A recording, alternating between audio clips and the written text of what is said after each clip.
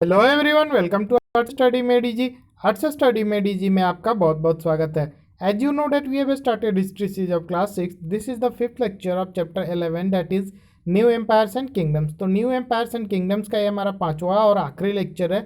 इससे पहले हम लोगों ने 4 लेक्चर कर रखा है। अगर आपने पिछले चारों लेक्चर्स को नहीं देखा तो डिस्क्रिप्शन में आपको प्लेलिस्ट का लिंक मिल जाएगा, वहाँ से आप पिछले चारों लेक्चर्स को एक्सेस कर सकते हैं। अगर आपको हमारे लेक्चर्स की पीडीएफ चाहिए तो आप हमारे टेलीग्राम चैनल को ज्वाइन कर सकते हैं, जिसका लिंक डिस्क्रिप्शन में दिया हुआ है। तो आज हम लोग देखेंगे, पिछले लेक्चर में जो डिस्कस किए थे कि एक फिशरमैन और रिंग का स्टोरी है जो अभिज्ञान शकुंतलम में मेंशन किया हुआ है, उसी से रिलेटेड है। उसको हम लोग आज देखेंगे। छोटा सा एक स्टोरी है। तो a fisherman found a precious ring. तो एक जो मछुआरा होता है, फिशरमैन होता है, उसको एक काफ़ी महंगा रिंग मिलता है, which the king had given to Shakuntala, जो कि राजा जो थे उन्होंने किसको दिया था? शकुंतला को। तो पिछले लेक्चर में हम लोगों ने राजा और शकुंतला का लव स्टोरी के बारे में, उनके बुक के बारे में डिस्कस किया था। पिछले लेक्चर को आप देख लीजिए अगर नहीं देखा है तो। But which had been accidentally swallowed by a fish. लेकिन पता नहीं कैसे ना कैसे, हालांकि डिटेल्स नहीं दिया हुआ है कैसे, लेकिन वो जो रिंग था वो किसी फिश के द्वारा निगल लिया जाता है, जो रिंग राजा ने दिया था किसको? शकुंतला को। अब क्या होता है, when he went to the palace with it the gateman accused him of theft and the chief police officer was rather rude. तो जो मछुआरा होता है वो मछली का क्या करता है? शिकार करता है, यानी मछली को पकड़ने का काम करता है, उसका काम ही होता है वही करना।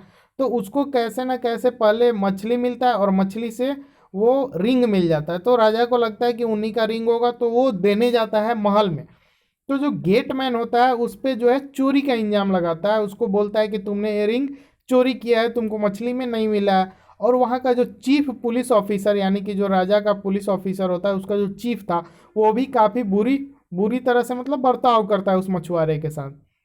जब राजा के पास उसको लेके जाया जाता है तो राजा क्या होता है, however the king was happy when he saw the ring and sent a reward for the fisherman. तो हालांकि फिशरमैन मछुआरा काफ़ी छोटी जाति का होता है, काफ़ी छोटे ओहदे के लोग होते हैं, तो उनको तो राजा, उसको जो है राजा तक जाने का मौका मिला नहीं।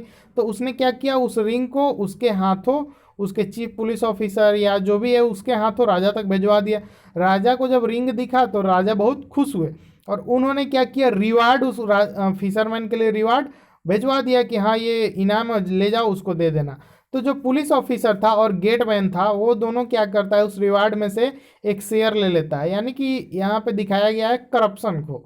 ठीक है, लव स्टोरी को तो दिखाया गया है, रिंग का इंपॉर्टेंस दिखाया गया है।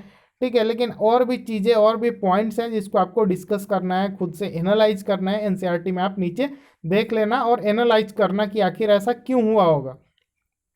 पुलिस ऑफिसर और गेटमैन क्या करते हैं, उस रिवार्ड में से अपना शेयर लेते हैं। हो सकता है डरा धमका करके शेयर लिए हो, या हो सकता है छुपा के लिए हो, वो पता नहीं है, लेकिन शेयर ले लेते हैं। And went along with the fisherman to have a drink. और उसके बाद जो है मछुआरे के साथ चले जाते हैं क्या करने? शराब का सेवन करने। अब हम लोग देखते हैं किंग के आर्मी में। ठीक है, ये हमारा आज का टॉपिक है, किंग्स आर्मी, यानी कि राजा का आर्मी कैसा होता था। तो the king travelled with an enormous amount of equipment. तो जो राजा होता था जब वो ट्रेवल करता था, यानी कि एक जगह से दूसरी जगह जाता था, तो काफ़ी सारे हथियार इक्विपमेंट को अपने साथ लेकर के जाता था। अपार्ट फ्रॉम वेपन्स, तो वेपन्स होता है यानी कि युद्ध में यूज किया जाने वाला जो हथियार होता है, उन सब के अलावा क्या होता था उसके इक्विपमेंट्स में, there were things of daily use. तो जो डेली यूज का काफ़ी सारा सामान भी राजा अपने साथ लेकर के जाता था, यानी कि राजा खुद नहीं लेकर जाता था, उसके आदमी लोग लेकर के जाते थे। राजा के पीछे पीछे पूरा कारवां निकलता था, उसमें ये सब सामान होता था, जैसे कि पॉट होते थे, पैंस होते थे, फर्नीचर वगैरह होते थे। राजा कहीं रुकता था तो फर्नीचर का ज़रूरत पड़ेगा। गोल्डन फुट स्टूल होते थे जो कि राजा को बैठने उठने का काम आता होगा। खाना लेकर के जाते थे, इंक्लूडिंग, अब खाना में क्या क्या होता था, एनिमल्स सच एज गोट, डियर, रैबिट्स, वेजिटेबल्स, मसाले, इन सब को किस चीज़ पे लेकर के जाया जाता था? तो कैरिड ऑन कार्ट, यानी कि ये जो बैलगाड़ी का जो कार्ट होता है ना, उस पे, या loaded on to pack animal such as camels और एलिफेंट, या ये जो कैमल होते हैं ऊंट और हाथियों पर लाद करके ले जाया जाता था।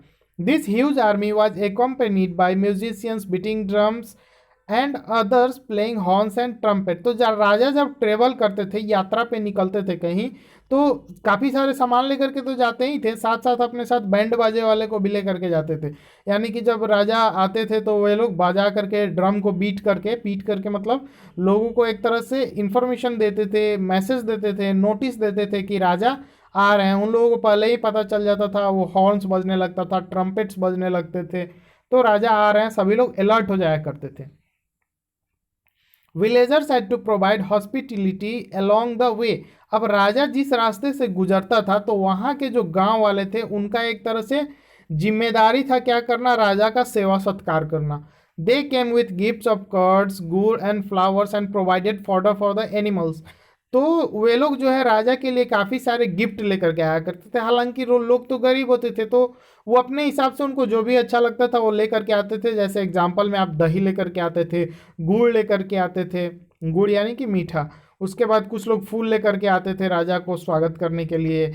उसके बाद कुछ लोग जो है राजा के साथ काफ़ी सारे एनिमल्स रहते थे तो उनके लिए चारा लेकर के आते थे ताकि राजा के जो एनिमल्स हैं वो खा सके। They also tried to meet the king and place their complaints and petitions before them। तो वे लोग ये भी कोशिश करते थे कि राजा के सामने जो है उनसे मिले और उनका जो भी शिकायत हो, जो भी परेशानी हो, उसको राजा के सामने वे लोग रखने का प्रयास करते थे। The army left a trial of destruction behind. तो आर्मी जिधर से मूव करता था, जिधर से जाता था, तो वो अपने पीछे पीछे काफ़ी चीज़ों को विनाश करते हुए मतलब आगे बढ़ता था। वो कैसे, उसको हम लोग देखते हैं। तो elephants often trample down the huts of villager and the oxen yoked to the caravans of merchants ran away scared by the tumult। तो होता ये था कि जो हाथी रहता था, हाथी तो सनकी होता ही है, हालांकि नॉर्मली नहीं होता है, लेकिन कभी कभी ऐसा हो जाता है। तो हाथी क्या करता था, विलेजर्स का यानी कि गांव वालों का जो झोपड़ी होता था उसको तहस नहस कर देता था। चारों तरफ जो है एक तरह से ट्यूमुलेट सा माहौल हो जाता था। ट्यूमुलेट मतलब कोताहल सा, काफ़ी हल्ला उल्ला शोरगुल। तो इससे क्या होता था, जो मर्चेंट्स यानी कि जो व्यापारी का कैरावन था, यानी कि वो जो टांगा टाइप का आप बोल सकते हो जिस पे सामान रख करके वे लोग एक जगह से दूसरी जगह ले जाते थे, तो उसको ऑक्स चलाता था, यानी कि बैल जो है उसको खींचता था। अब वो बैल जो है हल्ला जब होता था तो जो व्यापारियों का जो बैल होता था वो भाग जाया करता था। तो ये सब परेशानी भी होता था वहाँ के लोकल लोगों को, राजा के आर्मी का एक जगह से दूसरी जगह या राजा का मूवमेंट के दौरान मतलब। एज बान भट्टा से, तो बान भट्टा बताते हैं कि the whole world was swallowed up in dust. यानी कि चारों तरफ धूल धूल सा माहौल, यानी कि धूलकन सा माहौल हो जाया करता था जिधर से राजा गुजरते थे। इसका ये मतलब है कि काफ़ी ज़्यादा जानवर उनके पीछे, काफ़ी ज़्यादा कैरावंस। अभी भी क्या होता है, अभी जैसे मंत्री लोग आते हैं गांव में तो वीडियो वगैरह में देखे हैं, हालांकि हम कभी गए नहीं हैं उनको देखने, तो वैसे ही होता है 20-25 गाड़ियाँ लेकर के फालतू में आ जाते हैं, तो काफ़ी सारा धुलकन उड़ता है। सेम वैसे ही उस टाइम भी हुआ करता होगा। अब हम लोग एनसीईआरटी का लास्ट जो इंटरेस्टिंग चीज़ है, यानी कि उस टाइम के वर्ल्ड के बारे में, जिस पीरियड के बारे में हम लोग डिस्कस कर रहे थे, उस टाइम वर्ल्ड में क्या चल रहा था उसको हम लोग देखेंगे। तो find Arabia on map, all the it is a desert, it was a hub of communication for century. तो अरबिया को हम लोग, तो सबसे पहले अरब जो भी कंट्रीज हैं उनको हम लोग मैप पे देखेंगे, वो मैं दिखाऊंगा आगे, ठीक है। तो वो जो था अरब जो था वो हब हुआ करता था कम्युनिकेशन फॉर सेंचुरीज, यानी कि संचार का, यानी कि एक जगह से दूसरी जगह जो भी टू ट्रेवल होता था या मैसेज पास होता था उसका एक तरह से हब होता था वो। In fact, Arab merchants and sailors played an important role in the sea trade between India and Europe। तो जो अरब के जो व्यापारी थे या जो सेलर होते थे, नाविक, वो काफ़ी इंपॉर्टेंट रोल प्ले किया करते थे किसके बीच में, ट्रेड का। तो इंडिया का ट्रेड यूरोपियन देशों के साथ जो भी होता था उसमें काफ़ी इंपॉर्टेंट रोल प्ले किया करते थे। अभी भी जो है अरब जो है इंडिया और यूरोप के बीच में ही आता है, जो ट्रेड लिंक है, जो सी के थ्रू ट्रेड होता है, तो उसमें अरब के पास से ही होकर सारा ट्रेड होता है। सब हम लोग मैप पे देखेंगे, परेशान मत होइएगा। Others who lived in Arabia where the Bedouins pastoral tribes depending mainly on like hardy animals, camels that could survive in the desert. तो वहाँ पे और भी लोग रहते थे मर्चेंट सेलर्स के अलावा, जो पास्टोरल ट्राइब होते हैं एक तरह से बेडुइन्स, तो वे लोग भी रहते थे जिनके पास क्या होता था, ऐसे एनिमल होते थे जो डिजर्ट में सरवाइव कर सके, जैसे कि ऊंट होते थे। तो इन सब जानवरों के साथ वहाँ के लोग रहा करते थे, जो ट्राइबल लोग थे। Around 1400 years ago prophet Muhammad introduced a new religion Islam in Arabia. तो अभी से 1400 साल पहले यानी कि लगभग 600 ईस्वी के आसपास में प्रॉफिट मोहम्मद ने एक नए धर्म को क्या किया, इंट्रोड्यूस किया, जिसका नाम क्या है, इस्लाम। जो अभी आप सुनते हैं उसको अरबिया में ही क्या किया, इंट्रोड्यूस किया।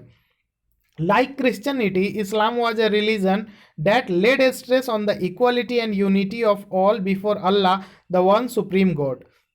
तो क्रिश्चियनिटी में भी जैसे एक ही भगवान होते हैं, तो वैसे ही इस्लाम में भी प्रोफेट साहब ने क्या किया कि बताया कि हाँ, सब लोग इक्वलिटी में रहना चाहिए, सब लोगों को यूनाइट रहना चाहिए। किसके सामने, अल्लाह के सामने। अल्लाह ही एकमात्र क्या है, भगवान है। Here is a verse from the Quran, the sacred books of Islam. तो इस्लाम के सेक्रेड जो धार्मिक ग्रंथ हैं, ठीक है, कुरान, तो उसमें से एक वर्स लिया हुआ है, एक छोटा सा लाइन है, उसको हम लोग देखते हैं। मंत्र है, for Muslim man and women, for believing man and women, for devout man and women, for true man and women, for man and women who are patient and constant, for man and women who humble themselves, for men and women who give in charity, for men and women who fast, for men and women who guard their chastity, and for men and women who engage much in Allah's remembrance. For them has Allah prepared forgiveness and great reward. तो इसमें जो इस्लाम धर्म में जो भी faith है, जो भी विश्वास है, उन सब के बारे में इस मंत्र में, इस लाइन में दिया हुआ है कि जो लोग एक तरह से यूनाइटेड रहते हैं, अल्लाह के लिए मानते हैं, काफ़ी ज़्यादा नम्र होते हैं, दयालु होते हैं, ठीक है, जो लोग पूजा पाठ में एक तरह से पूजा पाठ नहीं, इस्लाम के लिए जो भी टर्म यूज होता हुआ उसमें विश्वास रखते हैं, जो लोग फास्टिंग करते हैं, ठीक है, जो लोग चैस्टिटी दिखाते हैं, एक तरह से दान पुण्य भी करते हैं, तो वे लोग एक तरह से अल्लाह के क्या है, नज़र में अल्लाह के बंदे हैं। एक तरह से उनको अल्लाह भी कभी कभी जो गलतियां करते हैं उनको माफ़ भी कर देते हैं, उनको अल्लाह काफ़ी ज़्यादा रिवार्ड देते हैं। तो इन सब बातों को ऐसा बताया गया है इस वर्ष में। Within 100 years, Islam spread to North Africa, Spain, Iran and India. तो लगभग 100 साल के अंदर ही जो इस्लाम धर्म था वो चारों तरफ फैलने लगा, पूरे अफ्रीका में, स्पेन में, ईरान में, इंडिया में। Arab sailors who were already familiar with the coastal settlements of the subcontinent now brought the new religion with them. तो अरब के जो नाविक थे, जो जिनको पता था इंडिया के कोस्टल सेटलमेंट यानी कि वैसे रीजन जो समुद्र के किनारे थे, ठीक है, उनके बारे में उनको पता था, तो वो लोग उस धर्म को वहाँ पे जब आए, सेलर कहाँ पे आएगा, समुद्र के किनारे ही तो आएगा जो नाविक होगा, तो वहाँ के एरिया में क्या किए वे लोग, एक तरह से विस्तार किए। Arab soldiers conquer Sindh in present day Pakistan about 1300 years ago. अरब के जो सोल्जर थे वो भी एक तरह से इंडिया पे अटैक किया अभी से 1300 साल पहले। 1400 साल पहले इस्लाम धर्म का उदय हुआ, ठीक है, इस्लाम को इंट्रोड्यूस किया गया, उसके बाद से वे लोग इंडिया पे अटैक किए, तो उसके माध्यम से भी इस्लाम धर्म क्या हुआ, इंडिया तक पहुंचा। जो सबसे पहले उन्होंने कहाँ पे अटैक किया था, तो सिंध में। सिंध अभी कहाँ पे है, पाकिस्तान का एक प्रोविंस है। जैसे इंडिया में स्टेट होता है, राज्य बोलते हैं, वैसे पाकिस्तान में है प्रोविंस है, ठीक है। तो अभी हम लोग पहले मैप में देखेंगे, उसके बाद थैंक यू फॉर वॉचिंग बोलेंगे। तो यहाँ पे है आवर ग्रेट इंडिया। उसके बाद देखिए इंडिया से जब लेफ्ट आप लोग मूव कीजिएगा तो यहाँ ये जो प्लेट्यू है ना, पूरा का पूरा पेनिनसुला, सॉरी, तो इसको हम लोग अरबियन पेनिनसुला बोलते हैं। तो ये जो अरब का पेनिनसुला है, जहाँ पे आपको कंट्रीज दिख जाएंगे, Saudi Arabia, Oman, Yemen, United Arab Emirates. तो देखिए, और इसके नीचे ये जो पूरा कंटिनेंट है, ये वाला, ये अफ्रीकन कंटिनेंट है, ठीक। तो अब जब इंडिया आना होता था लोगों को, वहाँ के व्यापारियों को, कहाँ के, यूरोपियन व्यापारियों को, ये अपना इंडिया हो गया। तो ये कोस्टल रीजन बोलते हैं, ये समुद्री किनारे वाला, जैसे ये गोवा दिख रहा है, कर्नाटका, तो ये सब मुंबई, गुजरात, तो ये सब कोस्टल इलाका है। तो होता ये था कि जब यूरोपियन, अब यूरोपियन कहाँ पे है उसको हम लोग देखते हैं। तो ये यूरोपियन पूरा कंट्रीज़ है, फ्रांस, स्पेन, पुर्तगाल, इटली वगैरह, इसमें से काफ़ी सारे। तो ये स्पेन वाले सबसे पहले और पुर्तगाल वाले आए थे इंडिया में। तो ये लोगों को जब इंडिया आना था तो यहाँ से घूम करके आना पड़ता था, ठीक है। अभी हम दिखाते हैं कहाँ से। तो यहाँ से इन लोगों को घूम करके इतना ये ऐसे होकर के आना पड़ता था पहले, ठीक है।